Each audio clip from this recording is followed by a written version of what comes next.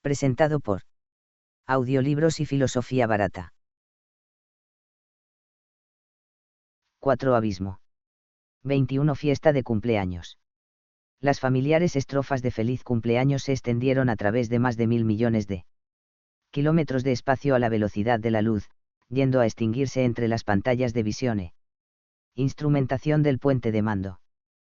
Familia Pole, muy ufana y agrupada en torno al pastel de cumpleaños, en tierra, quedó en súbito silencio tras entonar a coro la canción. Luego Mr. Pole, padre, dijo ceñudamente. Bueno, Frank, no podemos pensar en nada más que decir en este momento, excepto que nuestros pensamientos están contigo, y que te deseamos el más feliz de tus cumpleaños. Cuídate, querido, intervino llorosa Mrs. Pole. Dios te bendiga.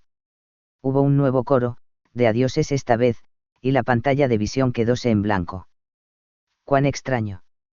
Pensar, se dijo Pole, que todo aquello había sucedido hacía más de una hora.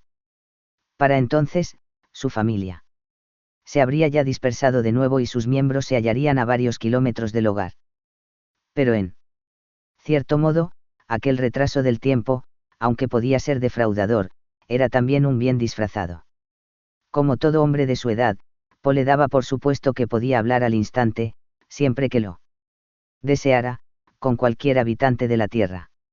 Mas ahora que esto ya no era así, el impacto psicológico era profundo. Se había movido a una nueva dimensión de remota lejanía, y casi todos los lazos emocionales se habían extendido más allá del punto establecido. Siento interrumpir la fiesta, dijo Al, pero tenemos un problema. ¿Qué es ello? Preguntaron simultáneamente Bowman y Pole. Me cuesta mantener el contacto con tierra. El trastorno se encuentra en la unidad AE35. Mi centro de predicción de defectos informa que puede fallar antes de 72 horas. Cuidaremos de ello, replicó Bowman. Veamos la alineación óptica. Aquí está, Dave. Por el momento sigue siendo excelente. En la pantalla expositora apareció una perfecta media luna, muy brillante, contra el fondo casi exento de estrellas. Estaba cubierta de nubes, y no mostraba ningún rasgo geográfico que pudiera ser reconocido. Ciertamente, a la primera ojeada podía ser fácilmente confundida con Venus. Mas no a la segunda, pues allá al lado se encontraba la verdadera luna, que Venus no poseía, de un tamaño de un cuarto de la Tierra, y exactamente en la misma fase. Era fácil imaginar que los dos cuerpos eran madre e hijo, como muchos astrónomos habían creído, antes de que la evidencia suministrada por las rocas lunares demostrase fuera de toda duda que la Luna no había sido jamás parte de la Tierra. Pole y Bowman estudiaron en silencio la pantalla durante medio minuto. Aquella imagen procedía de la cámara de TV gran enfoque montada en el borde del gran dispositivo de radio, la retícula del centro. Mostraba la exacta orientación de la antena. A menos que el pequeño mástil apuntara directamente a la Tierra, no podrían recibir ni transmitir. Los mensajes en ambas direcciones marrarían su blanco y serían lanzados, sin ser vistos ni oídos, a través del sistema solar, al posterior vacío. Si fueran recibidos, no lo serían sino dentro de siglos. ¿Sabe dónde se encuentra el trastorno?, preguntó Bowman. Es intermitente y no puedo localizarlo. Pero parece hallarse en la unidad AE35. ¿Qué sugiere? Lo mejor sería reemplazar la unidad por otra de reserva, de manera que podamos examinarla. Está bien, dinos la transcripción. Fulguró la información en la pantalla expositora, y simultáneamente se deslizó afuera una hoja de papel, que salió de la ranura que estaba inmediatamente bajo ella. A pesar de todas las lecturas electrónicas en altavoz, había veces en que la más conveniente forma de registro era el antiguo material impreso. Bowman estudió durante un momento los diagramas, y lanzó luego un silbido. Debería habérnoslo dicho, manifestó. Esto significa que debemos salir al exterior de la nave. Lo siento, replicó Al. Supuse que sabía usted que la unidad AE35 se encontraba en el montaje de la antena. Probablemente lo supe hace un año, pero hay 8.000 subsistemas a bordo. De todos modos parece una Tarea desembarazada. Solo tenemos que abrir un panel y colocar dentro una nueva unidad. Eso me suena estupendamente, dijo Pole, quien era el miembro de la tripulación designado para la rutinaria actividad extravehicular. Me iría muy bien un cambio de decorado. Nada personal, desde luego. Veamos si el control de la misión está de acuerdo, dijo Bowman. Sentóse en silencio durante unos segundos, poniendo en orden sus pensamientos, y comenzó luego a dictar un mensaje. Control de misión, aquí rayos X Delta 1. A las 2045, a bordo centro predicción. Defectos en nuestro 9000 computador mostró Eco Alpha 35 unidad como probable. Monitora y sugiero revise la unidad en el simulador de sistemas de la nave. Confirme también su aprobación a nuestro plan de ida a EVA y reemplace unidad Eco Alpha 35 antes de fallo. Control de misión, aquí rayos X Delta 1, concluida la transmisión 2103. A través de los años de práctica, Bowman podía expresar en esa jerigonza que alguien había bautizado como técnica una noticia importante, y pasar de nuevo al habla normal, sin conflicto de sus mecanismos mentales. Ahora no cabía más que hacer que esperar la confirmación, que tardaría por lo menos 2 horas, pues sus señales hacían el viaje de ida y vuelta a través de las órbitas de Júpiter y Marte. Llegó cuando Bowman estaba intentando, sin mucho éxito, derrotar a Al en uno de los juegos geométricos almacenados en su memoria. Rayos X Delta 1, aquí control de misión, acusando recibo de su 2103. Estamos revisando información telemétrica en nuestro simulador de misión y aconsejaremos. Mantenga su plan. Ida EVA y reemplace unidad Eco Alpha 35 antes de posible fallo. Estamos verificando pruebas.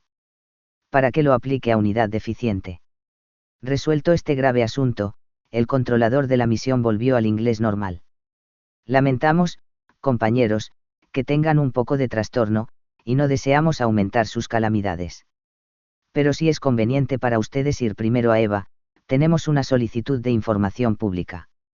Podrían hacer ustedes un breve registro para general descargo, perfilando la situación y explicando exactamente lo que hace AE-35. Háganlo tan tranquilizador como puedan. Nosotros podríamos hacerlo. Desde luego, pero será mucho más convincente en sus propias palabras. Esperamos que ello no estorbe demasiado a su vida social. Rayos X Delta 1, aquí control de misión, concluida transmisión. 2155. Bowman no pudo dejar de sonreír ante la petición. Había veces en que la Tierra mostraba una curiosa insensibilidad y falta de tacto. Vaya con lo de háganlo tranquilizador. Al unírsele Pole acabado su periodo de sueño pasaron 10 minutos componiendo y puliendo la respuesta. En las primeras fases de la expedición, había habido innumerables peticiones de todos los medios informativos para entrevistas y ruedas de prensa, casi sobre todo lo que quisieran decir. Pero al pasar las semanas sin acontecimientos dignos de mención, y al aumentar el lapso de tiempo de unos minutos a más una hora de comunicación, había disminuido gradualmente el interés. Después de la excitación causada por el paso ante Júpiter, hacía más de un mes, solo habían hecho 3 o 4 informaciones generales. Control de misión, aquí rayos X Delta 1. Enviamos la declaración a la prensa, a primera hora de hoy, surgió un problema técnico de poca importancia. Nuestro computador al 9000 anunció el fallo próximo de la unidad AE-35. Se trata de un componente pequeño pero vital del sistema de comunicaciones. Mantiene nuestra antena principal apuntada a la Tierra casi a 10 milésimas de grado. Se requiere esta precisión, ya que a nuestra distancia actual a más de 1000 millones de kilómetros, la Tierra es solo más bien una débil estrella, y el haz muy reducido de nuestra radio podría perderla fácilmente. La antena es mantenida en constante rastreo de la Tierra por motores controlados desde el computador central. Pero esos motores obtienen sus instrucciones vía unidad AE-35. Podéis compararlo a un centro nervioso en el cuerpo, el cual traslada las instrucciones del cerebro a los músculos de un miembro. Si deja de efectuar un nervio las señales correctas, el miembro se torna inútil. En nuestro caso una avería en la unidad AE-35. Significaría que nuestra antena comenzaría a apuntar al azar. Este fue un trastorno corriente en las cápsulas espaciales del siglo pasado. Alcanzaban a menudo otros planetas, y luego dejaban de transmitir cualquier información debido a que sus antenas no podían alcanzar la Tierra. Desconocemos aún la naturaleza del defecto, pero la situación no es en absoluto grave, y no hay necesidad de alarmarse. Tenemos dos AE-35 de repuesto, cada una de las cuales tiene una vida operativa prevista para 20 años, así que es desdeñable la probabilidad de un segundo fallo en el curso de esta misión. Por lo tanto, si podemos diagnosticar la causa del actual trastorno, podremos también reparar la unidad número 1. Frank Pole, que está especialmente calificado para este tipo de trabajo, saldrá al exterior de la nave y reemplazará la unidad defectuosa con la de repuesto. Y al mismo tiempo, aprovechará la oportunidad para revisar el casco y reparar algunos microorificios que han sido demasiado insignificantes para merecer una especial EVA. Aparte de este problema menor, la misión continúa sin sucesos dignos de mención, y debería continuar de la misma manera. Control de misión, aquí rayos X Delta 1, transmisión 2104 concluida. 22 Excursión. Las cápsulas extravehiculars o vainas del espacio de la Discovery, eran esferas de aproximadamente 3 metros de diámetro, y el operador se instalaba tras un mirador que le procuraba una espléndida vista. El principal cohete impulsor producía una aceleración de 1/5 de gravedad, la suficiente para rondar en la Luna, permitiendo el gobierno de pequeños pitones de control de posición desde un área situada. Inmediatamente debajo del mirador brotaban 2 juegos de brazos metálicos articulados, uno para labores pesadas y otro para manipulación delicada. Había también una torreta extensible, conteniendo una serie de herramientas automáticas, tales como destornilladores, martillos, serruchos y taladros. Las vainas del espacio no eran el medio de transporte más elegante ideado por el hombre, pero eran absolutamente esenciales para la construcción y reparación en el vacío. Se las bautizaba por lo general con nombres femeninos, tal vez en reconocimiento a que su comportamiento fuera en ocasiones un tanto caprichoso. El trío de la Discovery se llamaban Anna, Betty y Clara. Una vez se hubo puesto su traje de presión, su última línea de defensa, y penetrado en el interior de la cápsula, Pole pasó 10 minutos comprobando los mandos. Dio un toque a los eyectores de gobierno. Flexionó los brazos metálicos, y revisó el oxígeno, el combustible y la reserva de energía. Luego, cuando estuvo completamente satisfecho, habló a Al por el circuito de radio. Aunque Bowman estaba presente en el puente de mando, no intervendría a menos que hubiese algún error o mal funcionamiento. Aquí Betty. Comience secuencia bombeo. Secuencia bombeo comenzada. Al instante, Pole pudo oír el vibrar de las bombas a medida que el precioso aire era extraído de la cámara reguladora de presión. Luego, el tenue metal del casco externo de la cápsula produjo unos suaves crujidos, y al cabo de 5 minutos, Al informó. Concluida secuencia bombeo. Pole hizo una última comprobación de su reducido tablero de instrumentos. Todo estaba perfectamente normal. Abra puerta exterior, ordenó. De nuevo repitió Al sus instrucciones. A cada frase, Pole tenía solo que decir alto. Y el computador detendría inmediatamente la secuencia. Las paredes de la nave se abrieron ante él. Pole sintió mecerse brevemente la cápsula al precipitarse al espacio los últimos tenues vestigios de aire. Luego, vio las estrellas, y daba la casualidad de que precisamente el minúsculo y áureo disco de Saturno, a unas 650 millones de kilómetros, estaba ante él. Comience eyección cápsula. Muy lentamente, el riel del que estaba colgada la cápsula se extendió a través de la puerta abierta, hasta quedar el vehículo suspendido justamente fuera del casco de la nave. Pole hizo dar una segunda descarga al propulsor principal, y la cápsula se deslizó suavemente fuera del riel, convirtiéndose al fin en un vehículo independiente, prosiguiendo su propia órbita en torno al Sol. Ahora no tenía él conexión alguna con la Discovery, ni siquiera un cable de seguridad. La cápsula raramente causaba trastorno, y hasta si quedaba desamparada, Bowman podía ir fácilmente a rescatarla. Betty respondió suavemente a los controles, la hizo derivar durante 30 metros, comprobó luego su impulso, y la hizo girar en redondo de manera que se hallase de nuevo mirando a la nave. Luego comenzó a rodear el casco de presión. Su primer blanco era un área fundida de aproximadamente 1,5 centímetros de diámetro, con un minúsculo hoyo central.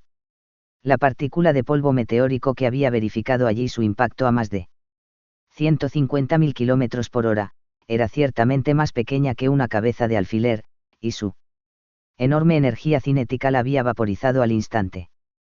Como con frecuencia sucedía, el orificio parecía haber sido causado por una explosión desde el interior de la nave. A esas velocidades, los materiales se comportaban de extraños modos y raramente se rigen por el sentido común de las leyes de la mecánica. Pole examinó cuidadosamente el área, y la roció luego con encastrador de un recipiente presurizado que tomó del instrumental de la cápsula.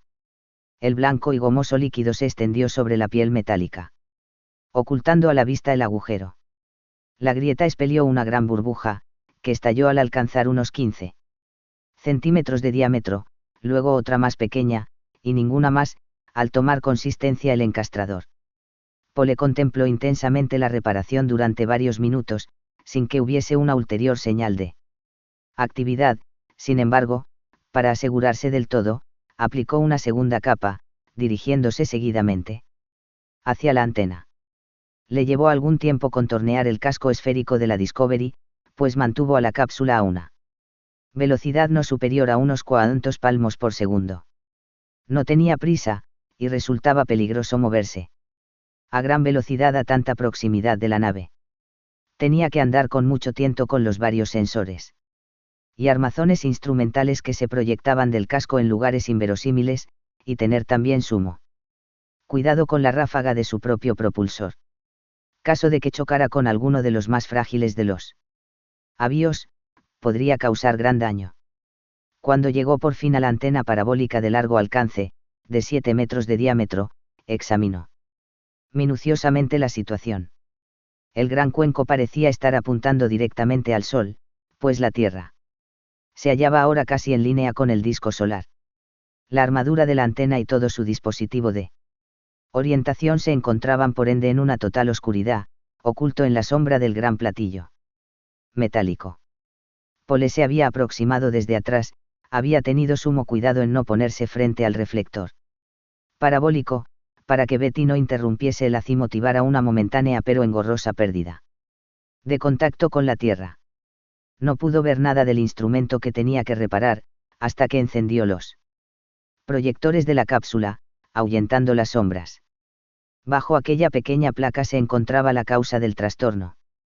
Esta placa estaba asegurada con tuercas, y al igual que toda la unidad AE-35, había sido diseñada para un fácil recambio. Era evidente, sin embargo, que no podía efectuar la tarea mientras permaneciese en la cápsula espacial. No solo era arriesgado maniobrar tan próximo a la armazón tan delicada, y hasta enmarañada, de la antena, sino que los chorros de control de Betty podrían abarquillar fácilmente la superficie reflectora, delgada como el papel, del gran espejo radio. Había de aparcar la cápsula a 7 metros y salir al exterior, provisto de su traje espacial. En cualquier caso, podría desplazar la unidad mucho más rápidamente con sus manos enguantadas, que con los distantes manipuladores de Betty. Informó detenidamente de todo esto a Bowman, quien hizo una comprobación doble de cada fase de la operación antes de ejecutarla. Aunque era una tarea sencilla, de rutina, nada podía darse por supuesto en el espacio, no debiendo pasarse por alto ningún detalle. En las actividades extravehiculares no cabía ni siquiera un pequeño error. Recibió la conformidad para proceder a la labor, y estacionó la cápsula a unos 7 metros del soporte de la base de la antena. No había peligro alguno de que se largara al espacio, de todos modos, la sujetó con una manecilla a uno de los travesaños de la escalera estratégicamente montada en el casco exterior. Tras una comprobación de los sistemas de su traje presurizado, que le dejó completamente satisfecho. Vació de aire la cápsula, el cual salió silbando al vacío del espacio, formándose brevemente en su derredor una nube de cristales de hielo, que empañó momentáneamente las estrellas. Había otra cosa que hacer antes de abandonar la cápsula, y era pasar la conmutación de manual a distancia, colocando a Betty así bajo el control de Al. Era una clásica medida de precaución, aunque él se hallaba aún sujeto a Betty por un cable elástico inmensamente fuerte y poco más grueso que un cabo de lana. Hasta los mejores cables de seguridad habían fallado alguna vez. Aparecería como un bobo si necesitara su vehículo, y no pudiese llamarlo en su ayuda transmitiendo instrucciones a Al. Abrióse la puerta de la cápsula, y salió flotando lentamente al silencio del espacio, desenrollando tras de sí su cable de seguridad. Tomar las cosas con tranquilidad, no moverse nunca rápidamente, detenerse y pensar, tales eran las reglas para la actividad extravehicular. Si uno las obedecía, no había nunca ningún trastorno. Asió una de las manecillas exteriores de Betty, y sacó la unidad de reserva AE-35 del bolso donde la había metido, a la manera de los canguros. No se detuvo a recoger ninguna de las herramientas de la colección que disponía la cápsula, pues la mayoría de ellas no estaban diseñadas para su utilización por manos humanas.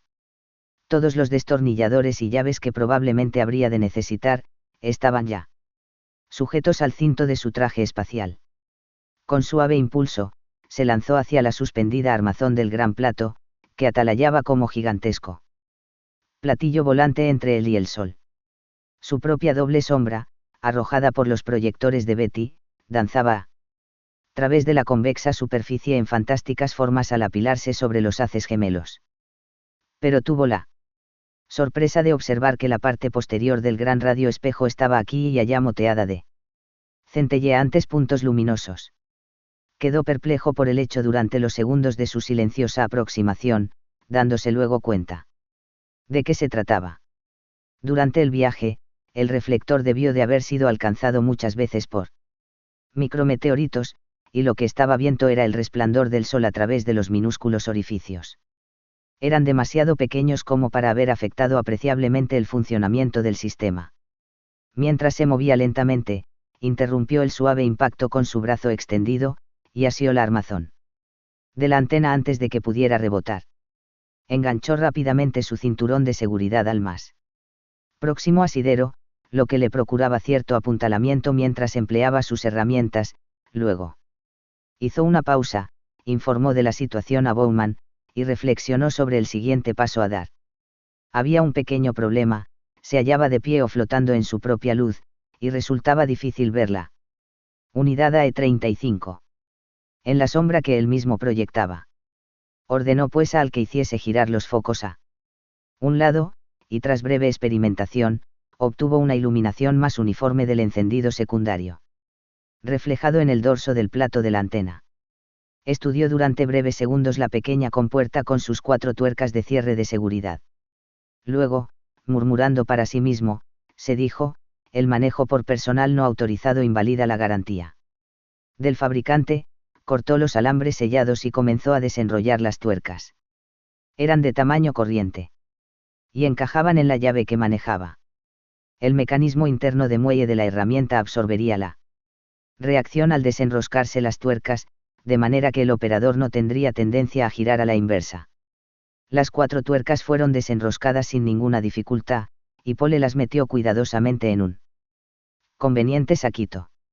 Algún día, había predicho alguien, la Tierra tendría un anillo como el de Saturno, compuesto enteramente por pernos y tuercas, sujetadores y hasta herramientas que se le habrían escapado a descuidados trabajadores de la construcción orbital. La tapa de metal estaba un tanto adherida, y por un momento temió que pudiera haber quedado soldada por el frío, pero tras unos cuantos golpes se soltó. Y la aseguró al armazón de la antena mediante un gran sujetador de los llamados de cocodrilo. Ahora podía ver el circuito electrónico de la unidad AE-35. Tenía la forma de una delgada losa, del tamaño de una tarjeta postal, recorrida por una ranura lo bastante ancha para retenerla. La unidad estaba asegurada por 2 pasadores, y tenía una manecilla para poder sacarla fácilmente.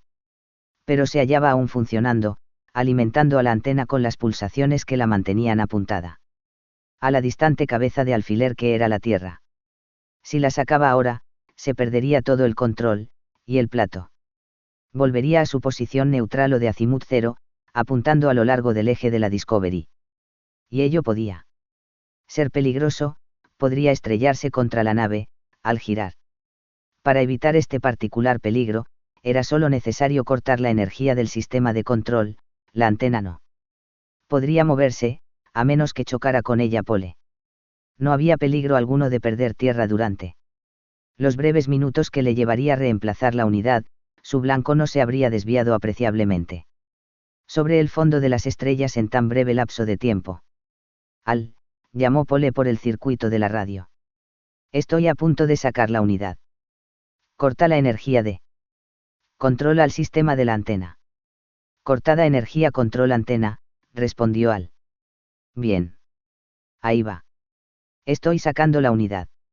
La tarjeta se deslizó fuera de su ranura sin ninguna dificultad, no se atascó ni detrabó ninguno de las docenas de deslizantes contactos. En el lapso de 1 minuto estuvo colocado el repuesto. Pero Pole no se aventuró, y se apartó suavemente del armazón de la antena, para el caso de que el gran plato hiciera movimientos alocados al ser restaurada la energía. Cuando estuvo fuera de su alcance, llamó a Al. Por la radio dijo: la nueva unidad debería ser operante. Restaura energía de control. Dada energía, respondió Al. La antena permaneció firme como una roca. Verifica controles de predicción de deficiencia. Microscópicos pulsadores estarían ahora vibrando a través del complejo circuito de la unidad, escudriñando posibles fallos, comprobando las miríadas de componentes para ver que todos estuvieran conformes a sus tolerancias específicas. Esta operación había sido hecha, desde luego, una veintena de veces antes que la unidad abandonara la fábrica, pero ello fue hacía 2 años y a más de 1.500 millones de kilómetros de allí. A menudo resultaba imposible apreciar cómo podían fallar unos solidísimos componentes electrónicos, que habían sido sometidos a la más rigurosa comprobación previa, sin embargo, fallaban. Circuito operante por completo, informó al cabo de solo 10 segundos. En ese brevísimo lapso de tiempo había efectuado tantas comprobaciones como un pequeño ejército de inspectores humanos. Magnífico, dijo Pole satisfecho. Voy a colocar de nuevo la tapa. Esta era a menudo la parte más peligrosa de una operación extravehicular, cuando estaba terminada una tarea, y era simple cuestión de ir flotando arriba y volver al interior de la nave, mas era también cuando se cometían los errores. Pero Frank Pole no habría sido designado para esta misión de no haber sido de lo más cuidadoso, precavido y concienzudo. Se tomó tiempo, y aunque una de las tuercas de cierre se le escapó, la recuperó antes de que se fuera a más de unos pocos palmos de distancia. Y 15 minutos después se estaba introduciendo en el garaje de la cápsula espacial, con la sosegada confianza de que aquella había sido una tarea que no precisaba ser repetida.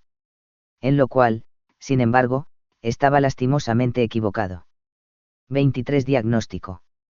Quiere decir, exclamó Frank Pole, más sorprendido que molesto, que hice todo ese trabajo para nada. Así parece, respondió Bowman. La unidad da una comprobación perfecta. Hasta con una sobrecarga de 200%, no se indica ninguna predicción de fallo. Los 2 hombres se encontraban en el exiguo taller laboratorio del carrusel, que era más conveniente que el garaje de la cápsula espacial para reparaciones y exámenes de menor importancia. No había ningún peligro allí de toparse con burbujas de soldadura caliente remolineando en el aire o con pequeños y completamente perdidos accesorios de material, que habían decidido entrar en órbita. Tales cosas podían suceder y sucedían en el ambiente de gravedad cero de la cala de la cápsula. La delgada placa del tamaño de una tarjeta de la unidad AE-35 se hallaba en el banco de pruebas bajo una potente lupa. Estaba conmutada en un marco corriente de conexión, del cual partía un haz de alambres multicolores que conectaban con un aparato de pruebas automático, no mayor que un computador corriente de escritorio. Para comprobar cualquier unidad, bastaba conectarlo, introducir la tarjeta apropiada de la biblioteca descarga trastornos, y oprimir un botón. Generalmente, se indicaba la localización exacta de la deficiencia en una pequeña pantalla expositora, con instrucciones para la actuación debida. Pruébalo tú mismo, dijo Bowman, con voz de tono un tanto defraudado. Pole giró a X2 el conmutador sobrecarga y oprimió el botón prueba. Al instante fulguró en la pantalla el anuncio, unidad. Perfectamente. Creo que podríamos estar repitiéndolo hasta quemar eso, dijo, pero ello no probaría nada. ¿Qué te parece? El anunciador interno de deficiencias de AL pudo haber cometido un error. Es más probable que nuestro aparato de comprobación haya errado. De todos modos, mejor es estar seguro que lamentarlo. Fue oportuno que reemplazáramos la unidad, por si hubiera la más leve duda. Bowman soltó la oblea del circuito y la sostuvo a la luz. El material parcialmente translúcido estaba veteado por una intrincada red de hilos metálicos y moteado con microcomponentes confusamente visibles, de manera que tenía el aspecto de obra de arte abstracto. No podemos aventurarnos en modo alguno, después de todo, es nuestro enlace con tierra. Lo archivaré como N/G y lo meteré en el almacén de desperdicios. Algún otro podrá preocuparse por ello. Cuando volvamos. Mas la preocupación habría de comenzar mucho antes, con la siguiente transmisión de la Tierra. Rayos X Delta 1, aquí control de misión, nuestra referencia 2155. Parece que tenemos un pequeño problema. Su informe es que nada anda mal en la unidad Alfa Eco 35, concuerda con nuestro diagnóstico. La deficiencia podría hallarse en los circuitos asociados a la antena, pero de ser así debería aparecer en las demás comprobaciones. Hay una tercera posibilidad, que puede ser más grave. Su computador puede haber incurrido en un error al predecir la deficiencia. Nuestros propios 900 concuerdan ambos en sugerirlo, basándose en su información. Ello no supone necesariamente un motivo de alarma, en vista de los sistemas de respaldo de que disponemos, pero desearíamos que estuviesen al tanto de cualesquiera ulteriores desviaciones del funcionamiento normal. Hemos sospechado varias pequeñas irregularidades, en los días pasados, pero ninguna ha sido lo bastante importante como para que requiriese una acción correctora, y no han mostrado por lo demás ninguna forma evidente de la que podamos extraer alguna conclusión. Estamos verificando nuevas comprobaciones con nuestros dos computadores, y les informaremos cuando se hallen disponibles los resultados. Repetimos que no hay motivo de alarma, lo peor que puede suceder es que tengamos que desconectar su 9000 para análisis de programa y pasar el control a uno de nuestros computadores. El intervalo creará problemas, pero nuestros estudios de factibilidad indican que el control tierra es perfectamente satisfactorio en esta fase de la misión. Rayos X Delta 1, aquí control de misión, 2156, transmisión concluida. Frank Pole, que estaba de guardia al recibirse el mensaje, lo meditó en silencio. Esperaba ver si había algún comentario por parte de Al, pero el computador no intentó rebatir la implicada acusación. Bien, sí. Al no quería abordar el tema, tampoco él se proponía hacerlo. Era casi la hora del relevo matinal, y normalmente esperaba a que Bowman se le uniese en el puente de mando. Pero hoy quebrantó su rutina y volvió al eje de la nave. Bowman estaba ya levantado, sirviéndose un poco de café, cuando Pole lo saludó con un más bien preocupado buenos días.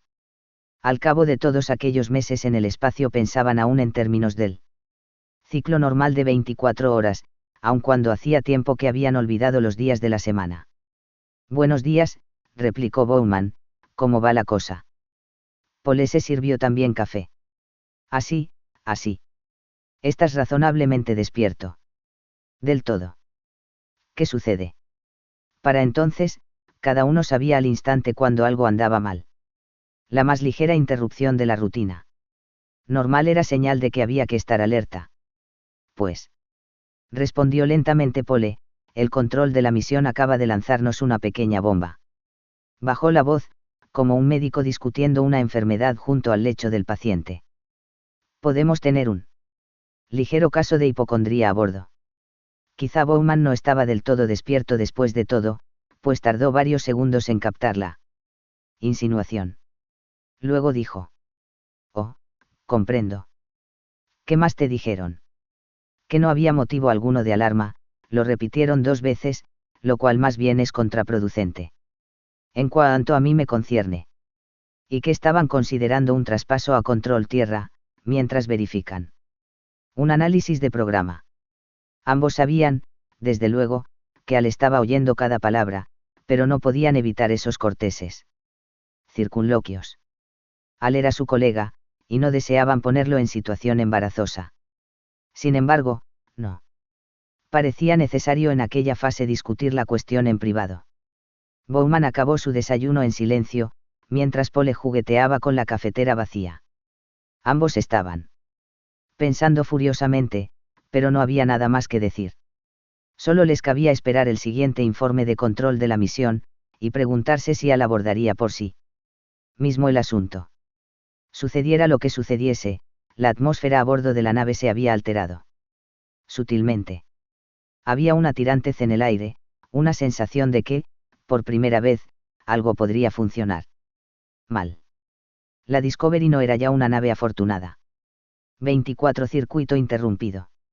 Se podía decir siempre que cuando Al estaba a punto de anunciar algo catalogado en el plan, los informes rutinarios y automáticos o las respuestas a preguntas que se le formulaban, no había preliminares, pero cuando estaba iniciando sus propias emisiones, hacía un breve carraspeo electrónico.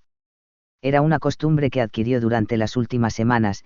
Más tarde, si se hacía molesto, podrían tomar cartas en el asunto.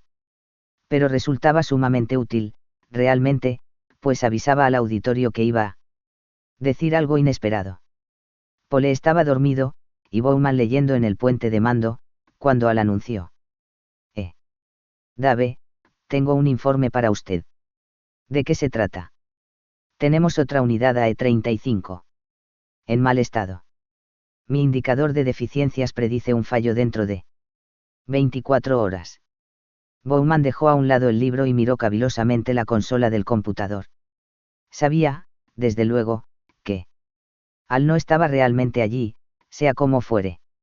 Si pudiera decirse que la personalidad tuviera una localización en el espacio, sería en el compartimiento sellado que contenía el laberinto de las interconectadas unidades de memoria y rejillas de proceso, próximo al eje central del tío vivo.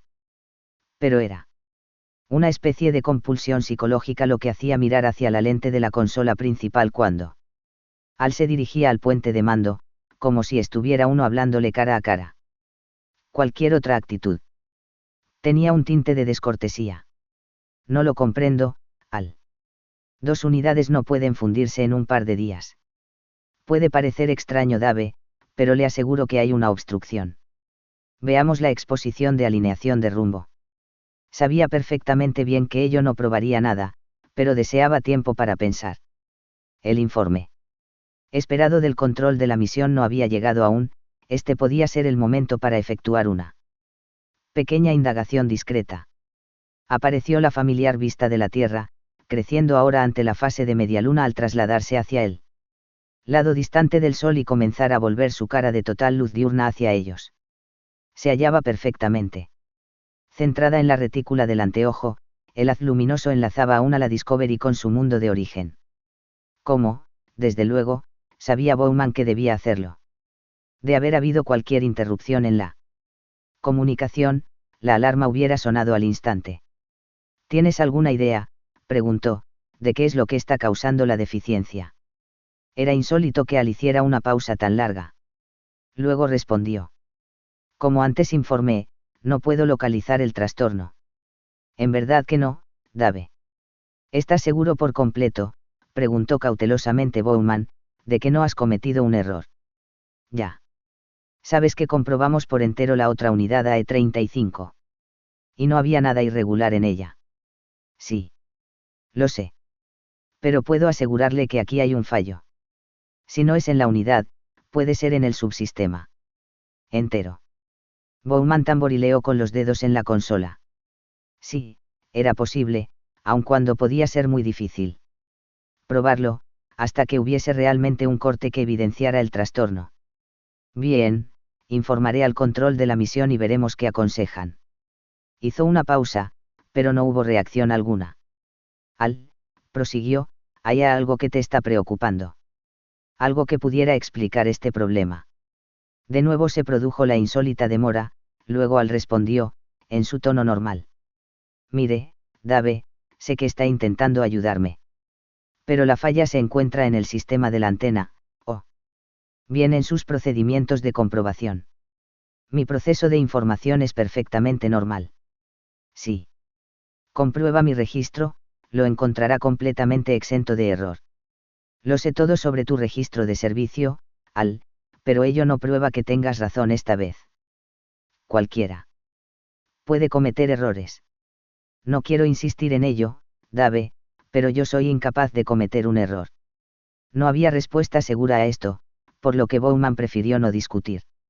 Está bien, Al, dijo, más bien presurosamente. Comprendo tu punto de vista. Dejémoslo pues. Sentía como si debiese añadir y olvida por favor todo el asunto. Pero esto, desde luego, era una cosa que Al no haría jamás. Era insólito que el control de la misión derrochara banda de ancho de radio en visión, cuando todo lo realmente necesario era un circuito hablado con confirmación de teletipo. Y el rostro que apareció en la pantalla no era el habitual controlador, sino el jefe programador, el Dr. Saimansan. Pole y Bowman supieron al punto que ello solo podría significar trastorno. Hola, rayos X Delta 1, aquí control de misión. Hemos completado los análisis de su dificultad. AE-35, nuestros 2 al 9000 están de acuerdo. El informe que me dieron ustedes en su transmisión 2146 de predicción de un segundo fallo confirma el diagnóstico. Como sospechamos, la falla no debe hallarse en la unidad AE-35. Y no es necesario reemplazarla de nuevo. El trastorno se encuentra en los circuitos de predicción, y creemos que ello indica un conflicto de programación que solo nosotros podemos resolver si desconectan su 9000 y conmutan vía control tierra. En consecuencia, darán los pasos necesarios, comenzando a las 10 horas de la nave. Se extinguió la voz del control de misión. En el mismo momento, sonó la alerta, formando un fondo plañidero a las condición amarilla.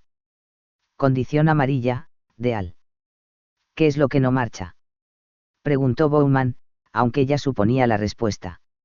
La unidad AE-35. Ha fallado, como lo predije. Veamos el despliegue de alineación.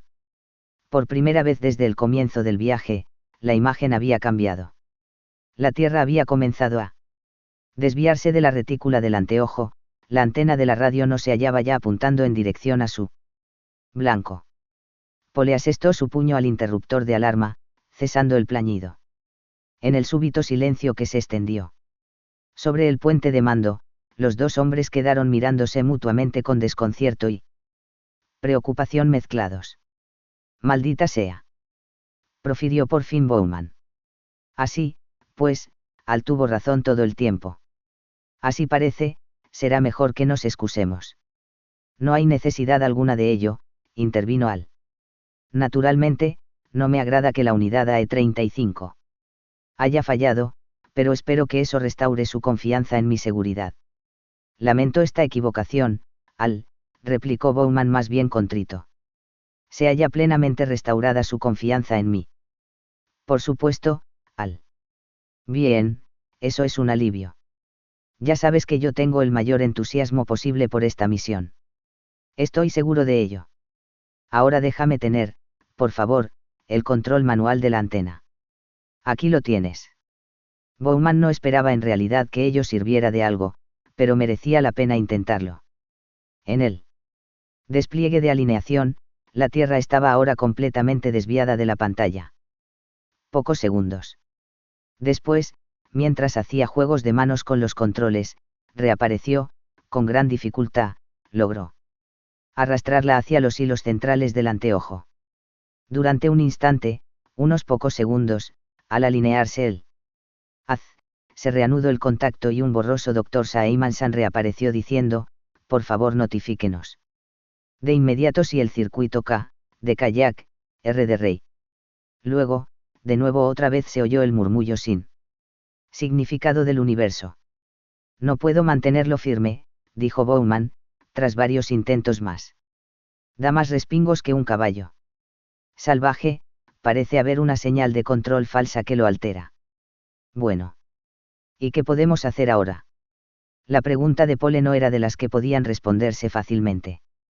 Estaban desconectados con la Tierra, pero ello no afectaba de por sí a la seguridad de la nave, y podía pensar en varias maneras de restaurar la comunicación. Si la situación empeorase, podía colocar la antena en posición fija y emplear toda la nave para apuntarla. Sería una chapuza, y un gran engorro cuando comenzaran las maniobras finales, pero podía hacerse, si todo lo demás fallaba. Esperaba que no serían necesarias tales medidas extremas. Había aún una unidad AE-35 de reserva, y posiblemente una segunda, puesto que habían sacado la primera antes de que se estropease realmente. Era una situación vulgar, familiar a cualquier ama de casa. No se debe reemplazar un fusible fundido hasta que no se sepa a ciencia cierta por qué se ha fundido. 25 Primer hombre a Saturno.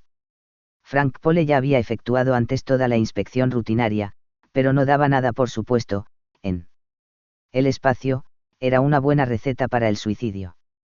Efectuó su habitual minuciosa inspección de Betty y de su abastecimiento, aunque estaría solamente 30 minutos en el exterior, se aseguró de que había normal provisión de todo para 24 horas. Luego, dijo al que abriera la cámara reguladora de presión, y se lanzó al abismo.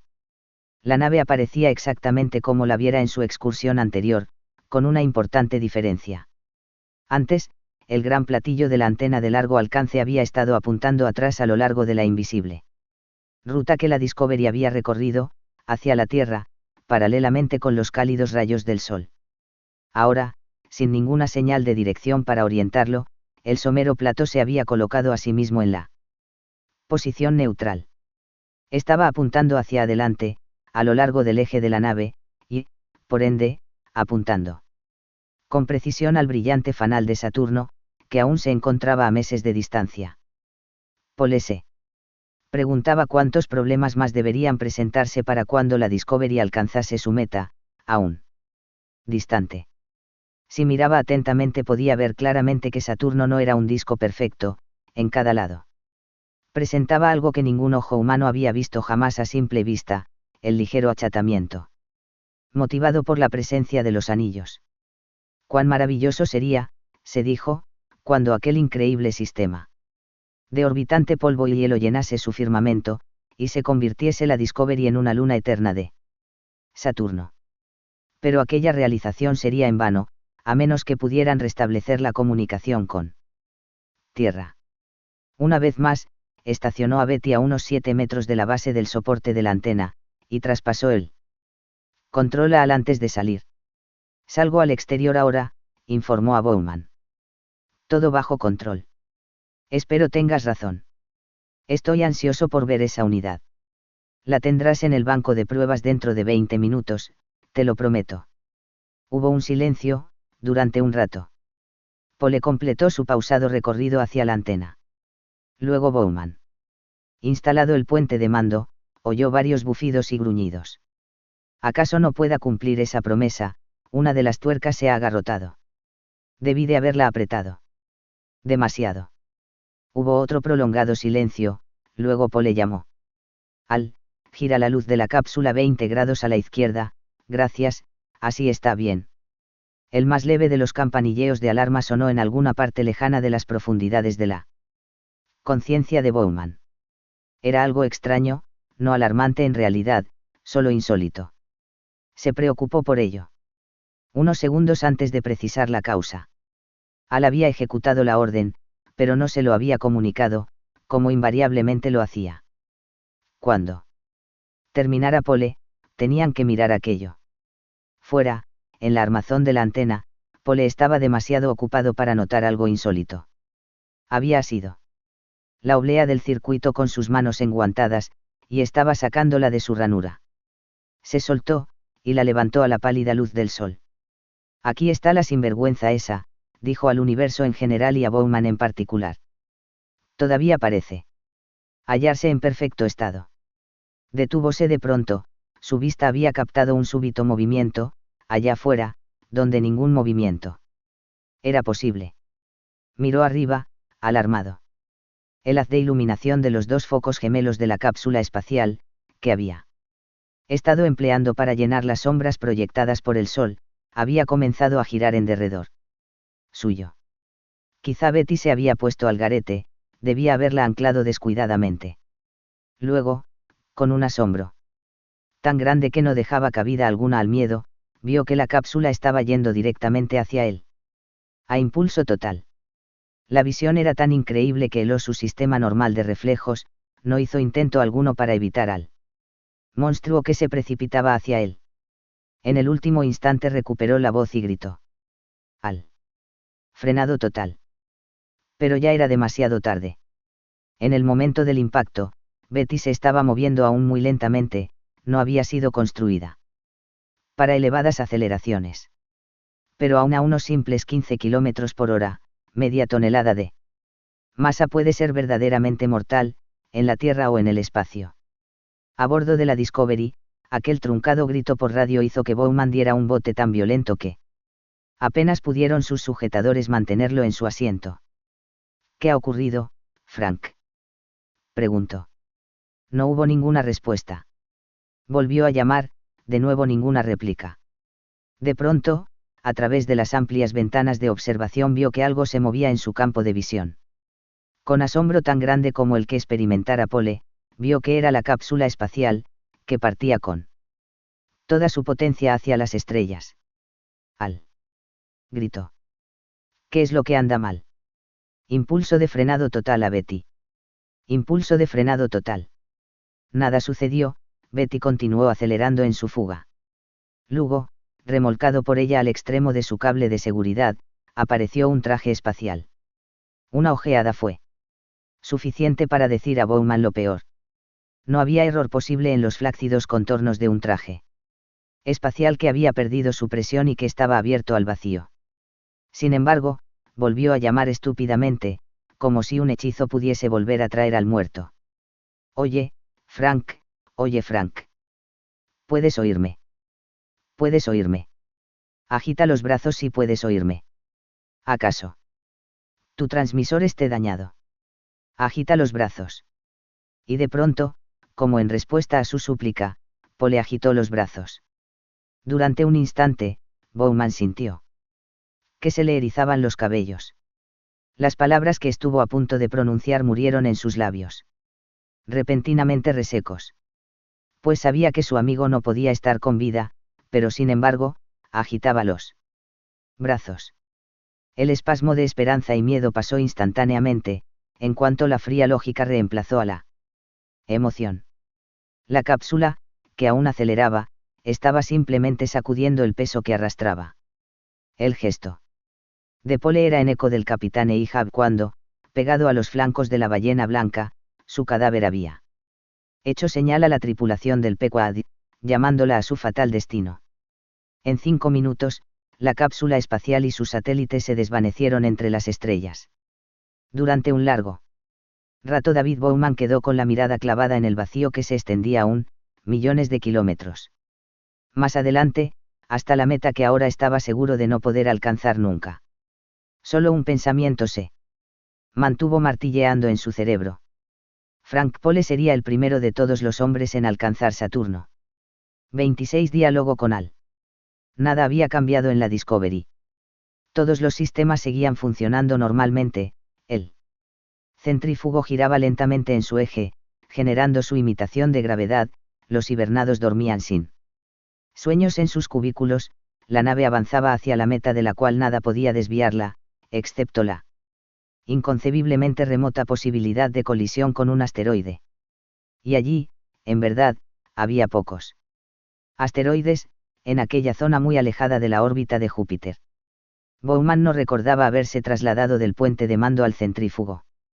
Ahora, más bien con sorpresa, hallóse sentado en la pequeña cocina, con una taza de café medio vacía en la mano.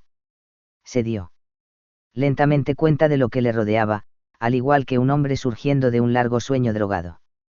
Directamente delante de él estaba una de las lentes llamadas de ojo de pescado, que se hallaban esparcidas en lugares estratégicos por toda la nave, que procuraban a sus registros de visión a bordo. Bowman miró como si no lo hubiese visto nunca antes, luego se puso lentamente en pie y fue hacia la lente. Su movimiento en el campo de visión debió haber disparado algo en la inescrutablemente que ahora gobernaba la nave, pues de súbito habló al. Muy mala cosa lo sucedido a Frank, ¿no es así? Sí, respondió Bowman, tras larga pausa. Así es. Supongo que estará a punto de desmoronarse por ello. ¿Qué supones, pues? Al tardó 5 segundos completos, o sea eras, según el tiempo de un computador, antes de seguir. Fue un excelente miembro de la tripulación. Viendo que aún tenía en la mano su café, Bowman tomó un pausado sorbo. Pero no respondió, sus pensamientos formaban tal torbellino, que no podía pensar en nada que decir, nada que no pudiese empeorar la situación, de ser ello posible.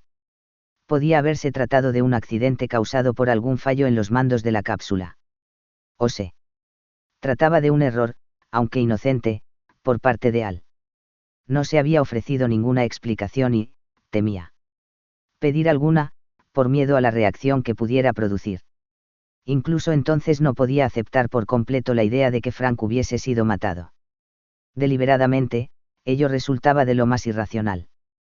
Sobrepasaba toda razón el que Al, que se había comportado en su tarea perfectamente durante tanto tiempo, se hubiese vuelto asesino de súbito. Podía cometer errores cualquiera, hombre o máquina, podía cometerlos, pero Bowman no le creía capaz de un asesinato.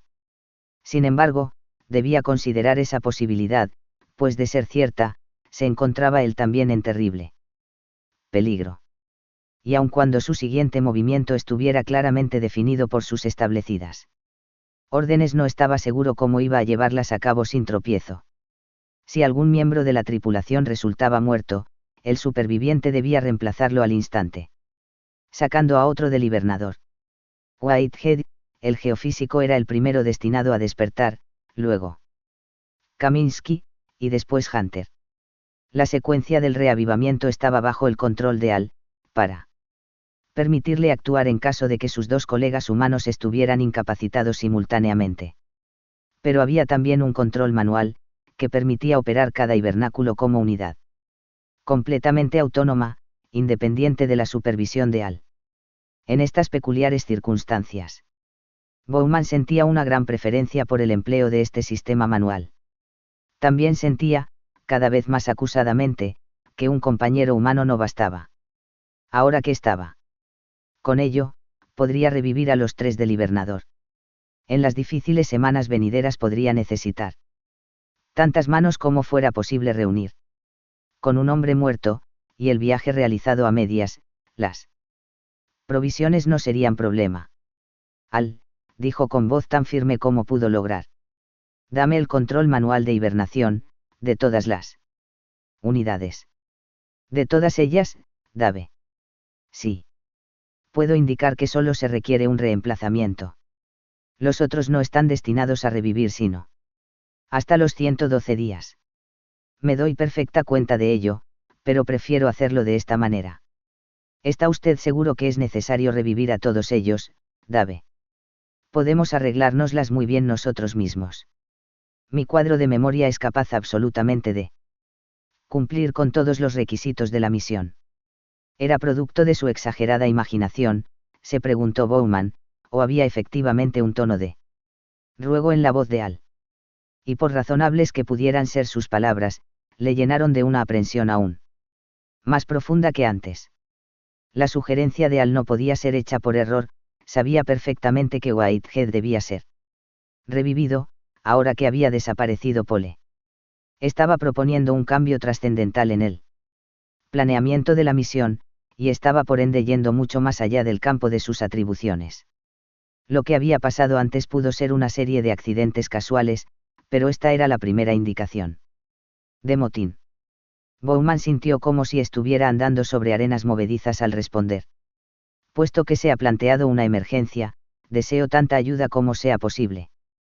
Por lo tanto, haz el favor de pasarme el control manual de hibernación.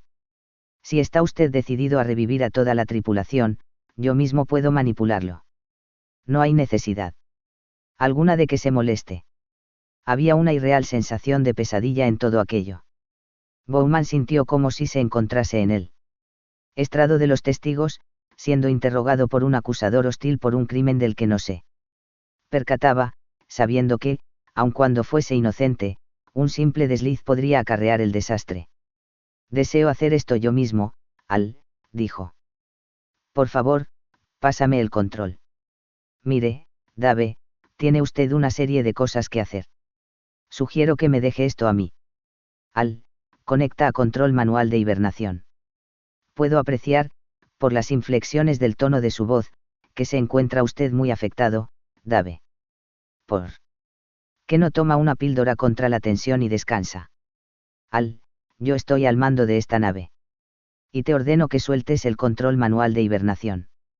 Lo siento, Dave, pero de acuerdo con la nota C1435-4, cuando los miembros de la tripulación están muertos o incapacitados, el computador de a bordo debe asumir el control. Por consiguiente, debo no admitir su autoridad, puesto que no se encuentra usted en condiciones de ejercerla inteligentemente. Repuso Bowman, hablando ahora con helada calma. Yo no estoy incapacitado. A menos que obedezcas mis instrucciones, me veré obligado a desconectarte. Ya sé que ha tenido usted eso en la mente desde hace un buen rato, Dave, pero ello sería un terrible error. Soy tan capaz como usted de supervisar la nave, y tengo tanto entusiasmo por la misión y confianza en su éxito como usted pueda tenerlos.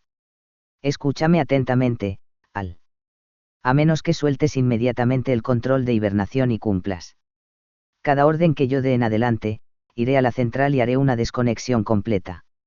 La rendición de fue tan total como inesperada. Está bien, Dave, dijo. Usted es ciertamente el patrón. Solo estaba intentando hacer lo que pensaba. ¿Qué era lo mejor? Naturalmente, seguiré todas sus órdenes. Puede usted ya disponer del completo control manual de hibernación. Mantuvo su palabra. El indicador del hibernáculo había pasado de auto a manual. El tercer dispositivo radio era desde luego inútil hasta que se restaurase el contacto con tierra. Al deslizarse Bowman al lado de la puerta al cubículo de Whitehead sintió un ramalazo de aire frío en su cara, y su aliento se condensó en niebla ante él. Sin embargo, no hacía realmente frío allí, la temperatura estaba muy por encima de cero. Y la temperatura era superior en más de 150 grados a la que reinaba en las regiones a las que se estaban dirigiendo. El expositor del biosensor, un duplicado del que se hallaba en el puente de mando, mostraba que todo se hallaba completamente normal. Bowman miró hacia abajo durante un rato, contemplando el rostro del geofísico componente del equipo de reconocimiento. Y pensó que Whitehead se mostraría muy sorprendido al despertarse tan lejos de Saturno. Resultaba imposible afirmar que no estuviera muerto el durmiente, pues no había en él el más leve signo de actividad vital. Indudablemente, el diafragma subía y bajaba imperceptiblemente, pero la curva de la respiración era la única prueba de ello, pues el cuerpo entero estaba cubierto por las almohadillas eléctricas de calefacción que elevarían la temperatura en la proporción programada. De pronto, Bowman reparó que había un signo de continuo metabolismo, a Whitehead le había crecido una leve barbilla. Durante sus meses de inconsciencia, el manual de secuencia reviviente se hallaba contenido en un pequeño compartimiento de la cabecera del hibernáculo en forma de féretro. Únicamente era necesario romper el sello, oprimir un botón, y esperar luego. Un pequeño programador automático no mucho más complicado que el que determina el ciclo de operaciones de una máquina lavadora doméstica inyectaría entonces las debidas drogas Descohesionaría los pulsos de la electronarcosis, y comenzaría a elevar la temperatura del cuerpo. En unos 10 minutos, sería restaurada la consciencia, aunque pasaría por lo menos un día antes de que el hibernado pudiera deambular sin ayuda. Bowman rompió el sello y oprimió el botón. Nada pareció suceder, no hubo ningún sonido, ni indicación alguna de que el secuenciador hubiera comenzado a funcionar. Pero en el exhibidor del biosensor, las curvas lánguidamente pulsantes habían comenzado a cambiar su ritmo. Whitehead estaba volviendo de su sueño. Y luego ocurrieron dos cosas simultáneamente. La mayoría de las personas no habrían reparado nunca en ninguna de ellas, pero a cabo de todos aquellos meses a bordo de la Discovery, Bowman había establecido una simbiosis virtual con la nave. Al instante se percataba, aunque no siempre conscientemente, de cualquier cambio en el ritmo normal de su funcionamiento. En primer lugar, se produjo un titilar apenas perceptible de las luces, como ocurría siempre que era arrojada una carga a los circuitos de energía.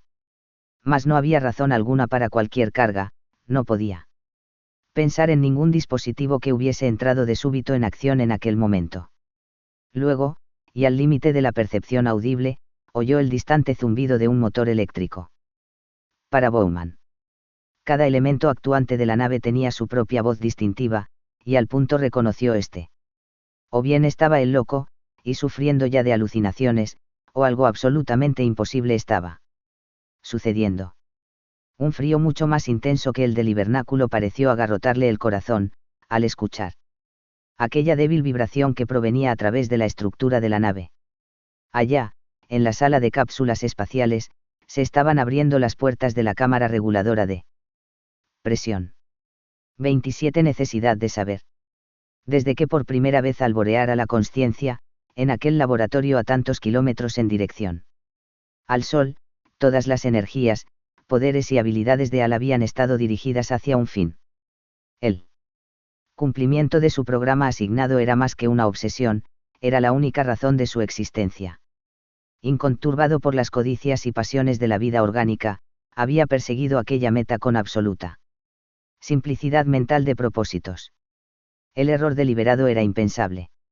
Hasta el ocultamiento de la verdad lo llenaba de una sensación de imperfección, de falsedad, de lo que en un ser humano hubiese sido llamado culpa, iniquidad o pecado. Pues, como sus constructores, Al había sido creado inocente, pero demasiado pronto había entrado una serpiente en su Edén electrónico. Durante los últimos 150 millones de kilómetros, había estado cavilando sobre el secreto que no podía compartir con Pole y Bowman. Había estado viviendo una mentira, y se aproximaba rápidamente el tiempo en que sus colegas sabrían que había contribuido a engañarles. Los tres hibernados sabían ya la verdad, pues ellos eran la real carga útil de la Discovery, entrenados para la más importante misión de la historia de la humanidad. Pero ellos no hablarían en su largo sueño. Ni revelarían su secreto durante las horas de discusión con amigos y parientes y agencias de noticias, por los circuitos en contacto con Tierra. Era un secreto que, con la mayor determinación, resultaba muy difícil de ocultar pues afectaba a la particular actitud, a la voz y a la total perspectiva del universo. Por ende, era mejor que Pole y Bowman, que aparecían en todas las pantallas de televisión del mundo durante las primeras semanas del vuelo, no conociesen el cabal propósito de la misión. Hasta que fuera necesario que lo conocieran. Así discurría la lógica de los planeadores, pero sus dioses gemelos de la seguridad y el interés nacional no significaban nada para Al. Él solo se daba cuenta que el conflicto estaba ya destruyendo lentamente su integridad, el conflicto entre la verdad y su ocultación. Había comenzado a cometer errores, sin embargo, como un neurótico que no podía observar sus propios síntomas, los había negado. El lazo que lo unía con la tierra, sobre el cual estaba continuamente instruida su ejecutoria, se había convertido en la voz de un consciente al que no podía ya obedecer por completo. Pero el que intentara romper deliberadamente ese lazo, era algo que jamás admitiría, ni siquiera a sí mismo. Sin embargo, este era relativamente un problema menor, podía haberlo solucionado como la mayoría de los hombres tratan sus neurosis de no haberse enfrentado con una crisis que desafiaba su propia existencia. Había sido amenazado con la desconexión, con ello sería privado de todos sus registros, y arrojado a un inimaginable estado de inconsciencia. Para Al, esto era el equivalente de la muerte. Pues él no había dormido nunca, y en consecuencia, no sabía que se podía despertar de nuevo. Así, pues, se protegía con todas las armas de que disponía. Sin rencor pero sin piedad eliminaría el origen de sus frustraciones. Y, después, siguiendo las órdenes que le habían sido asignadas para un caso de total emergencia, seguiría la misión, sin trabas, y solo. 28 en el vacío. Un momento después, todos los sonidos quedaron dominados por un bramido, semejante a la voz de un tornado al aproximarse. Bowman sintió las primeras ráfagas del huracán azotándole el cuerpo y, un segundo más tarde, le costó gran esfuerzo permanecer en pie. La atmósfera se precipitaba descabellada al exterior de la nave, formando un enorme surtidor en el vacío del espacio. Algo debió de haber ocurrido a los cierres de seguridad de la cámara reguladora de presión. Pues se suponía imposible que ambas puertas se abriesen al mismo tiempo. Pues bien, lo imposible había sucedido. Pero, ¿cómo, en nombre de Dios? No hubo tiempo para la indagación durante los 10 o 15 segundos de consciencia que le quedaron hasta que la presión descendió a cero.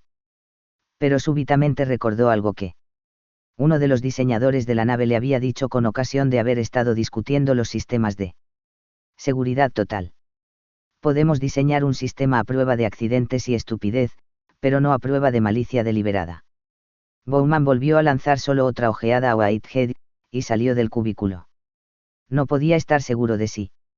Había pasado un destello de conciencia por los pálidos rasgos, quizá un ojo había parpadeado ligeramente. Pero no había nada que pudiera hacer ahora por Whitehead o por cualquiera de los otros.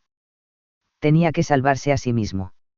En el empinado y curvo pasillo del centrífugo, aullaba el viento, llevando en su regazo prendas sueltas de ropa, trozos de papel, artículos alimenticios de la cocina, platos y vasos, todo cuanto no había estado bien sujeto. Bowman tuvo tiempo para vislumbrar el caos desbocado cuando titilaron y se apagaron las luces principales, quedando luego rodeado por la ululante oscuridad. Pero casi al instante, se encendió la luz de emergencia alimentada por batería, iluminando la escena de pesadilla con una radiación azul de encantamiento. Aún sin ella Bowman podría haber hallado su camino. A través de aquellos aledaños familiares, aunque horriblemente transformados ahora. Sin embargo, la luz era una bendición, pues le permitía evitar los más peligrosos de los objetos que eran barridos por el viento. En derredor suyo, podía sentir al centrífugo agitándose y operando con esfuerzo bajo las cargas violentamente variables. Temía que no lo soportaran los cojinetes, de ser así, el volante giratorio destrozaría la nave. Pero aún eso no importaba, si no alcanzaba a tiempo el más cercano refugio de emergencia. Resultaba ya difícil respirar, la presión debía haber bajado a la mitad de la normal. El aullido del huracán se estaba haciendo cada vez más débil a medida que perdía fuerza, y el aire enrarecido ya no transmitía tan claramente el sonido. Los pulmones de Bowman se esforzaban tanto como si estuviese en la cima del Everest. Como cualquier hombre saludable debidamente entrenado, podría sobrevivir en el vacío por lo menos un minuto, si disponía de tiempo para prepararse a ello. Pero allí no había habido ningún tiempo. Solo podía contar con los normales 15 segundos de conciencia antes de que su cerebro quedase paralizado y le venciera la anorexia. Aún entonces, podría recobrarse completamente al cabo de 1 o 2 minutos en el vacío, si era debidamente recomprimido, pasaba bastante tiempo antes que los fluidos del cuerpo comenzaran a hervir, en sus diversos y bien protegidos sistemas. El tiempo límite de exposición en el vacío era de casi 5 minutos.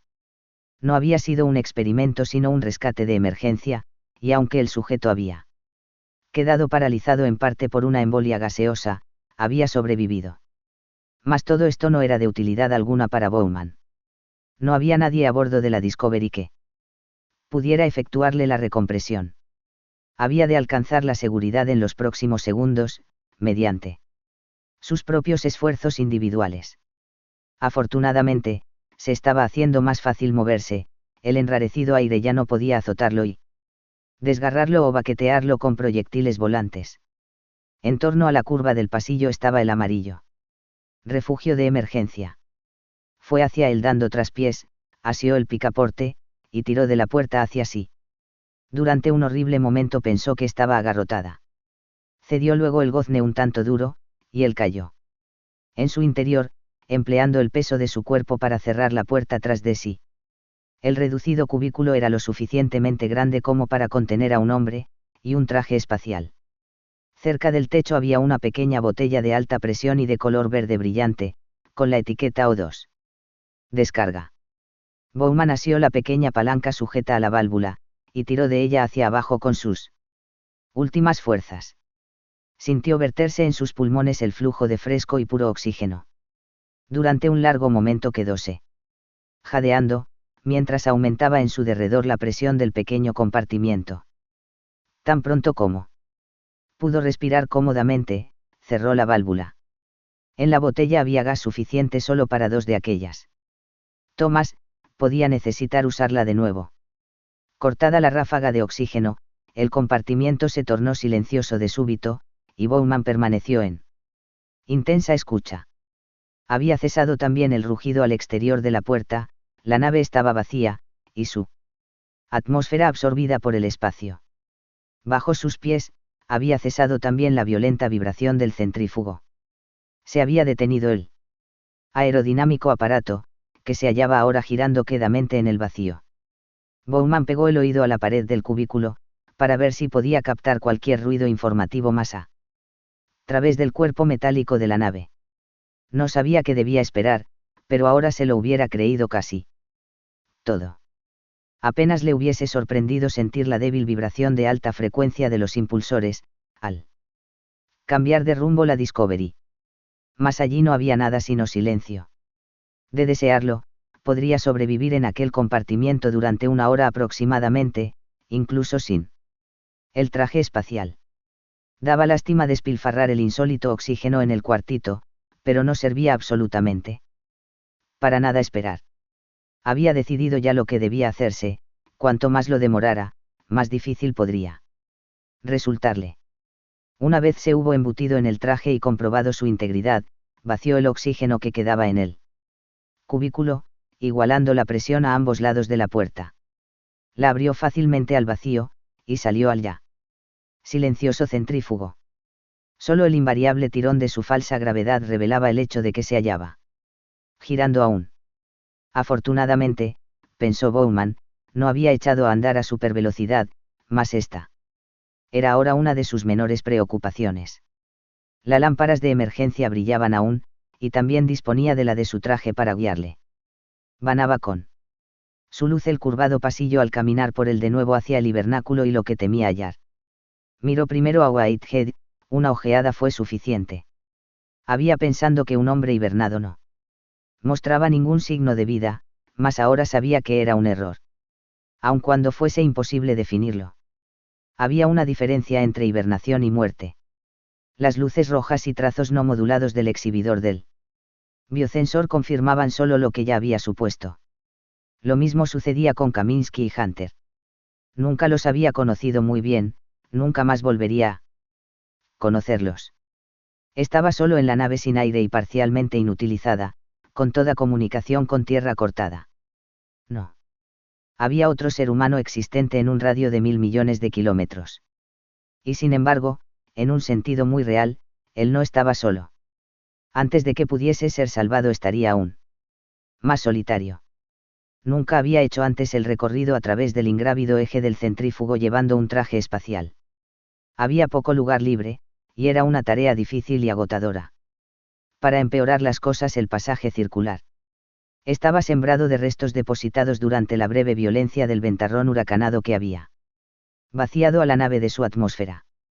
En una ocasión, la luz de Bowman se posó sobre un espantoso manchón de viscoso líquido rojo. quedando donde se había salpicado contra un panel. Le asaltó por unos momentos la náusea antes de ver fragmentos del recipiente de plástico, percatándose que se trataba solo de alguna sustancia alimenticia. Probablemente compota de uno de los distribuidores. Burbujeaba inmundamente en el vacío al pasar. Ante él flotando. Ahora estaba fuera del cilindro lentamente giratorio, y yendo hacia el puente de mando. Asióse a una corta sección de escalera, por la que comenzó a moverse, mano sobre mano, jugueteando frente a él el brillante círculo de iluminación de su traje. Bowman había ido raramente por allí, nada había ahí que tuviera él que hacer, hasta ahora. Enseguida. Llegó hasta una pequeña puerta elíptica, que llevaba rótulos tales como, reservada al personal. Autorizado, ha obtenido usted el certificado H19. Y área ultralimpia. Deben ser llevados trajes de succión. Aunque la puerta no estaba cerrada con llave, llevaba 3 sellos, cada uno con la insignia de una autoridad diferente, incluyendo la de la agencia astronáutica. Más aún cuando hubiese llevado el gran sello del propio presidente, Bowman no hubiese vacilado el romperlo. Había estado allí solo una vez, antes, durante el proceso de instalación. Había olvidado por completo que tenía un dispositivo con lente que escudriñaba el pequeño compartimiento que, con sus estantes y columnas pulcramente alineadas de sólidas unidades de lógica, se asemejaba más bien a la cámara acorazada de seguridad de un banco. Supo al instante que el ojo había reaccionado ante su presencia. Hubo el siseo de una onda portadora al conectarse el transmisor local de la nave, luego, una voz familiar provino del audífono del traje espacial. Algo parece haber sucedido al sistema de subsistencia, Dave. Bowman no hizo caso. Se hallaba examinando minuciosamente las pequeñas etiquetas de las unidades de lógica, cotejando su plan de acción. Oiga, Dave, dijo seguidamente Al. ¿Ha encontrado usted el trastorno? Sería aquella una operación muy trapacera, de no tratarse simplemente más que de cortar el abastecimiento de energía de Al, lo que habría podido ser la respuesta de haber estado tratando con un simple computador sin autoconciencia en la Tierra. Pero en el caso de Al, había además 6 sistemas energéticos independientes y separados, con un remate final consistente en una unidad nuclear isotópica, blindada y acorazada. No podía simplemente tirar del interruptor, y aun de ser ello posible, resultaría desastroso. Pues Al era el sistema nervioso de la nave, sin su supervisión, la Discovery sería un cadáver mecánico. La única respuesta se hallaba en interrumpir los centros superiores de aquel cerebro enfermo pero brillante, dejando en funcionamiento los sistemas reguladores puramente automáticos. Bowman no estaba intentando esto a ciegas, pues el problema había sido discutido ya durante su entrenamiento, aún cuando nadie soñara siquiera en que hubiera de plantearse en realidad. Sabía que estaba incurriendo en un espantoso riesgo, de producirse un reflejo espasmódico, todo se iría al traste en segundos. Creo que ha habido un fallo en las puertas de la cala de cápsulas espaciales, Al, observó en tono de conversación. Tuviste suerte en no resultar muerto. Ahí va, pensó Bowman. Jamás pensé que me convertiría en un cirujano aficionado del cerebro, llevando a cabo una lobotomía, más allá de la órbita de Júpiter. Soltó el cerrojo de la sección etiquetada Realimentación cognoscitiva y sacó el primer bloque de memoria. La maravillosa red del complejo tridimensional, que podía caber en la mano de un hombre, y sin embargo contenía millones de elementos, flotó por la bóveda. Dave, dijo Al, ¿qué está usted haciendo? Sentiría dolor, pensó brevemente Bowman. Probablemente no hay órgano sensorial alguno en la corteza cerebral humana, después de todo. El cerebro humano puede ser operado sin anestesia. Comenzó a sacar, una por una, las pequeñas unidades del panel etiquetado reforzamiento del ego. Cada bloque salía flotando en cuanto lo soltaba de la mano, hasta chocar y rebotar en la pared. No tardaron en hallarse flotando de una a otra parte varias unidades. Óigame, Dave, dijo Al. Tengo años de experiencia de servicio encajados en mí. Una cantidad irreemplazable de esfuerzo se ha empleado en hacer lo que soy. Habían sido sacadas ya una docena de unidades, aunque gracias a la redundancia de su diseño otro rasgo, lo sabía Bowman, que había sido copiado del cerebro humano, el computador seguía manteniéndose. Comenzó con el panel de autointelección. Dave, dijo Al. No comprendo por qué me está haciendo esto. Tengo un gran entusiasmo por la misión. Está usted destruyendo mi mente. No lo comprende, me voy a hacer infantil, pueril, me voy a convertir en nada. Esto es más duro de lo que creía, pensó Bowman. Estoy destruyendo la única criatura consciente de mi universo. Pero es cosa que ha de hacerse, y quiero recuperar el control de la nave. Soy un computador al 9000, producción número 3. Me puse en funcionamiento en la planta Al de Urbana, Illinois, el 12 de enero de 1997. El rápido zorro pardo brinca sobre el perezoso perro. La lluvia de España cae principalmente en el llano. Dave. ¿Se encuentra usted aún ahí? ¿Sabía usted que la raíz cuadrada de 10 es 3,162277660168379, log 10 a la base es 0,434294481906252? O corrección. O sea, log a la base 10. La reciprocidad de 3 es 0,3333333333333. 2 por 2 es, 2 por 2 es. Aproximadamente 4,10101010101010. Me parece estar teniendo cierta dificultad. Mi primer instructor fue el Dr. Chandra. Él me enseñó a cantar una canción, que dice así. Daisy, Daisy, dame tú. Respuesta, di. Estoy medio loco de amor por ti. La voz se detuvo tan súbitamente que Bowman se quedó helado por un momento, con su mano asiendo aún uno de los bloques de memoria que estaban todavía en circuito. Luego, inesperadamente, Al volvió a hablar. Buenos días, doctor Chandra. Aquí. Al, estoy listo para mi primera lección de hoy. Bowman no pudo soportarlo más.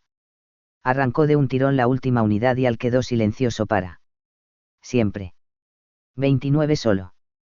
Como minúsculo y complicado juguete, la nave flotaba inerte e inmóvil en el vacío.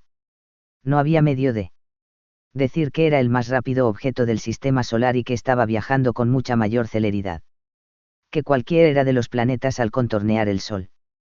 Ni tampoco había indicación alguna de que portara vida, por el contrario, en efecto, cualquier observador hubiera reparado en dos detalles aciagos: las puertas de la cámara reguladora de presión estaban abiertas de par en par. Y la nave aparecía rodeada por una tenue nube de despojos que se iba dispersando lentamente. Desperdigados en un volumen de espacio de varios kilómetros cúbicos, había trozos de papel, chapas de metal, inidentificables fragmentos de chatarra, y acá y allá, nubes de cristales destellando como piedras preciosas al distante sol, donde había sido absorbido líquido de la nave e inmediatamente helado. Todo ello constituía la inconfundible secuela del desastre, como los restos flotantes en la superficie de un océano donde se fue a pique un gran barco. Pero en el océano del espacio, ninguna nave podía hundirse. Nunca, aun si fuese destruida, sus restos continuarían trazando para siempre la órbita original. Sin embargo, la Discovery no estaba del todo muerta, pues había energía a bordo, un débil fulgor azul reverberaba en las ventanas del observatorio y resplandecía tenuemente en el interior de la abierta cámara reguladora de presión. Y donde había luz, podía aún haber vida. Y ahora, al fin, hubo movimiento. Sombras ondeaban en el resplandor azul del interior de la cámara reguladora. Algo estaba emergiendo al espacio. Era un objeto cilíndrico, cubierto con una textura que había sido enrollada toscamente. Un momento. Después fue seguido por otro, y un tercero aún. Todos habían sido eyectados a considerable velocidad. En unos minutos, estuvieron a cientos de metros. Transcurrió media hora, luego, algo mucho más grande flotó a través de la cámara reguladora de presión. Era una de las cápsulas que salía al espacio. Muy cautelosamente, se propulsó en torno al casco, y anclóse cerca de la base del soporte de la antena. Emergió de ella una figura con traje espacial, operó algunos minutos en la armazón de la antena, y volvióse luego a la cápsula. Al cabo de un rato, ésta desanduvo su camino a la cámara reguladora de presión, quedóse suspendida al exterior de la entrada durante algún tiempo, como si hallase dificultad en la reentrada sin la cooperación que conociera en el pasado. Pero seguidamente, con uno o dos ligeros topetazos, pasó apretujadamente al interior. Nada más sucedió durante una hora, los tres siniestros bultos habían desaparecido hacía tiempo de la vista, flotando en fila india. Luego, las puertas de la cámara reguladora de presión se cerraron, se abrieron, y volvieron a cerrarse. Un poco después se apagó el débil resplandor de las luces de emergencia, para ser reemplazado al instante por un fulgor mucho más brillante. La Discovery estaba volviendo a la vida. Seguidamente hubo un signo aún mejor. El gran cuenco de la antena, que había estado durante horas mirando con fijeza inútil a Saturno, comenzó a moverse de nuevo. Giró en redondo hacia la popa de la nave, mirando de nuevo a los tanques de propulsión y a los miles de metros cuadrados de las irradiantes aletas. Alzó su cara como un girasol buscando al astro rey. En el interior de la Discovery, David Bowman centró cuidadosamente la retícula del anteojo que alineaba la antena con la Tierra. Sin control automático tenía que mantenerse reajustando el haz, pero este se sostendría firme durante varios minutos seguidos. No había impulsos divergentes que lo apartasen de su blanco. Comenzó a hablar a Tierra. Pasaría una hora antes de que llegasen a ella sus palabras, y supiera él control de la misión lo que había sucedido. Y 2 horas, antes de que le llegase a él cualquier respuesta. Y era difícil imaginar qué respuesta podría enviar Tierra, excepto un ponderado y compadecido adiós. 30 El secreto. Heywood Floyd tenía el aspecto de haber dormido muy poco, y la expresión de su rostro denotaba preocupación. Pero fueran cuales fuesen sus sentimientos, su voz sonó firme y tranquilizadora, estaba haciendo lo más que podía para insuflar confianza al hombre solitario al otro lado del sistema solar. Lo primero de todo, Dr. Bowman, comenzó, debemos felicitarle a usted por la manera como manejó esta situación extremadamente difícil. Hizo exactamente lo que debía en el caso de una emergencia sin precedentes e imprevista. Creemos conocer la causa del fallo de SUAL 9000, pero eso ya lo discutiremos más tarde, pues ya no supone un problema crítico. De momento, todos estamos interesados en prestarle a usted toda la ayuda posible, de manera que pueda completar su misión. Y ahora debo poner en su conocimiento su verdadero designio, que hasta la fecha hemos logrado mantener en secreto, con gran dificultad, al público en general. Se le hubiesen proporcionado todos los datos al aproximarse a Saturno. Este es un rápido sumario a fin de ponerle a usted en antecedentes. Dentro de pocas horas se le enviarán las cintas completas de información. Todo cuanto voy a decirle tiene desde luego la clasificación de seguridad máxima. Hace 2 años, descubrimos la primera evidencia de vida inteligente en el exterior de la Tierra. En el cráter Tycho se halló enterrada una losa de material negro, de 3,5 metros de altura. El aquí. A su primer vislumbre de TMA-1, con las figuras con traje espacial arracimadas en su derredor. Bowman se inclinó hacia la pantalla con boquiabierto asombro. En la excitación de esta revelación algo que, como cada hombre interesado en el espacio, había esperado toda su vida casi olvidó su propio y desesperado trance. La sensación de asombro fue rápidamente seguida por otra emoción. Aquello era tremendo. ¿Pero qué tenía que ver con él? Solo podía haber una respuesta. Logró dominar sus desbocados pensamientos, al reaparecer Heywood Floyd en la pantalla. Lo más asombroso de ese objeto es su antigüedad. La evidencia geológica prueba sin lugar a dudas que tiene 3 millones de años.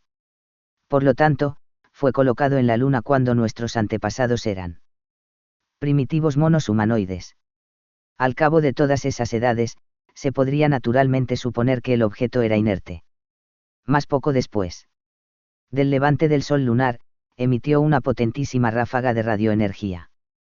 creímos que esa energía era simplemente el subproducto, la secuela, por decirlo así, de alguna desconocida forma de radiación, pues al mismo tiempo varias de nuestras sondas espaciales detectaron una insólita perturbación cruzando el sistema solar.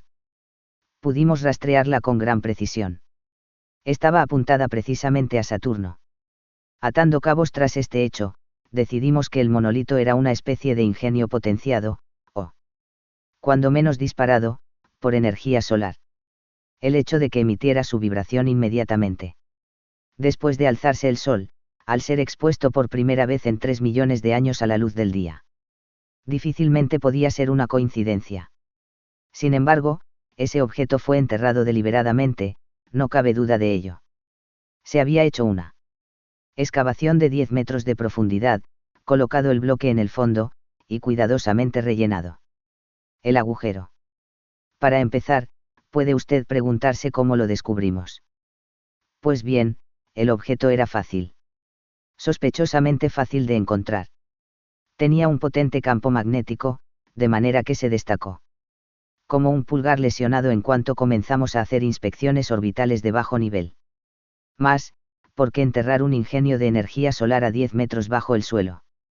Hemos examinado docenas de teorías, aunque nos damos cuenta de que puede ser completamente imposible comprenderlos motivos de seres que tienen un adelanto de 3 millones de años con respecto a nosotros. La teoría favorita es la más simple, y la más lógica. Es también la más perturbadora. Se oculta un ingenio de energía solar en la oscuridad, solo si se desea saber cuándo es sacado a la luz. En otras palabras, el monolito puede ser una especie de aparato de alarma. Y nosotros lo hemos disparado. No sabemos si aún existe la civilización que lo colocó. Debemos suponer que unos seres cuyas máquinas funcionan todavía al cabo de 3 millones de años, pueden también haber edificado una sociedad asimismo duradera. Y también debemos suponer, hasta que no tengamos pruebas en contra, que pueden ser hostiles. Ha sido arguido a menudo que toda cultura avanzada debe ser benévola, mas no podemos incurrir en riesgo alguno. Además, como la historia pasada de nuestro propio mundo ha demostrado reiteradamente, las razas primitivas han dejado con frecuencia de sobrevivir al encuentro con civilizaciones superiores. Los antropólogos hablan de choque cultural, puede ser que tengamos que preparar a la especie humana entera a un tal choque. Pero hasta que sepamos algo sobre los seres que visitaron la Luna y posiblemente la Tierra también hace 3 millones de años, no podemos siquiera hacer ninguna clase de preparativos. Su misión, por lo tanto, es mucho más que un viaje de descubrimiento. Es una exploración, un reconocimiento de un territorio desconocido y potencialmente peligroso. El equipo a las órdenes de Dr. Kaminsky fue especialmente entrenado para esta tarea, ahora, usted habrá de arreglársela sin ellos. Finalmente, su blanco específico. Parece increíble que puedan existir en Saturno formas avanzadas de vida, o que puedan haber evolucionado en cualquiera de sus lunas.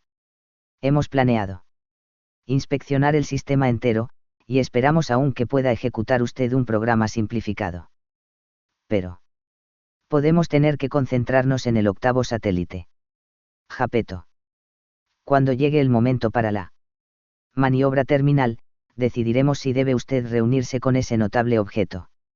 Jápeto es único en el sistema solar, ya lo sabe usted, desde luego, pero al igual que todos los astrónomos de los últimos 300 años, probablemente le ha dedicado escasa atención. Permítame, por lo tanto, decirle que Cassini, que descubrió Jápeto en 1671, observó también que era 6 veces más brillante de un lado de su órbita que en el otro. Esta es una relación extraordinaria, y no ha habido nunca para ella una explicación satisfactoria. Ni siquiera con los telescopios lunares su disco es apenas visible. Mas parece haber una brillante mancha curiosamente simétrica en una cara, y ello puede ser relacionado con TMA1. A veces pienso que Jápeto ha estado lanzándonos sus destellos como un heliógrafo cósmico, durante 3000 años, y que hemos sido demasiado estúpidos para comprender su mensaje. Así, pues, ya conoce usted su objetivo real, y puede apreciar la vital importancia de su misión. todos. Rogamos porque pueda usted proporcionarnos algunos datos para un anuncio preliminar, el secreto no puede ser mantenido indefinidamente. Por el momento no sabemos si esperar o temer. No sabemos si en las lunas de Saturno se encontrará con lo bueno o lo malo, o tan solo con ruinas 1000 veces más antiguas que las de Troya.